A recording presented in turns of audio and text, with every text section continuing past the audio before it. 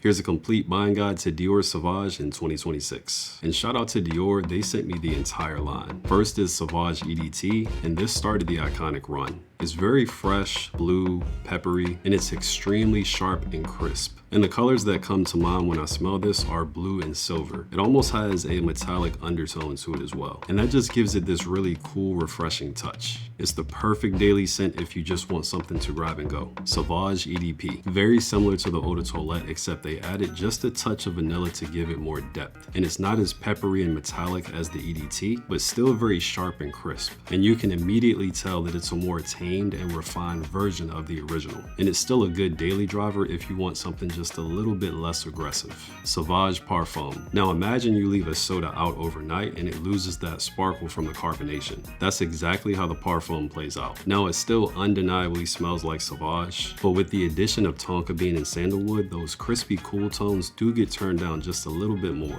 And you really start to notice this subtle, sweet, warm presence that just hums throughout the life of the fragrance. And just like the EDT and the EDP, this is still solid for a daily driver. But maybe you want your fragrance to whisper instead of shout. That's how the Parfum behaves. Sauvage Eau Forte. Now I'm not too sure what the goal was for this one, but it's their alcohol-free version. And it doesn't really have that signature Sauvage DNA. However, if you see it at the store, smell it, and you be the judge. Sauvage Elixir. Now this goes in a completely different direction and it's super aggressive and spicy. You've also got these warm blue tones, and there's a licorice note that definitely reminds me of the candy. If I could sum this up, it gives off evening blue hour in the desert. I think it works best for fall and winter, but you can still get away with it when it's not super hot outside. And it's one that you reach for in those situations when you want to dominate the room. In their newest release, Sauvage Extrait. Dior made a statement with this release and it was loud and clear and unapologetic. The Extrait is rich,